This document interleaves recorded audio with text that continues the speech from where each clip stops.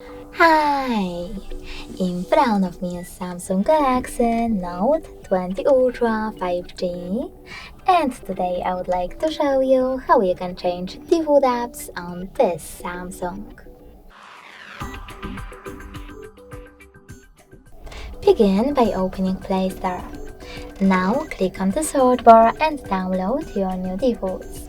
I will go with this SMS app, Simple SMS Messenger. When your app is ready, go into Devices Settings.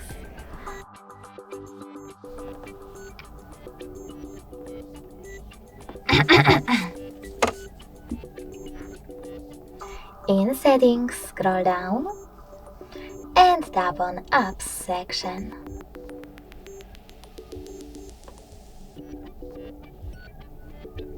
Then you need to click on Choose Default Apps and tap on one of those sections.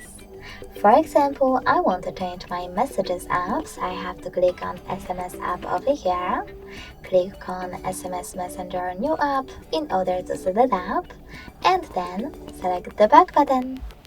As you can see, after that, my default app has changed.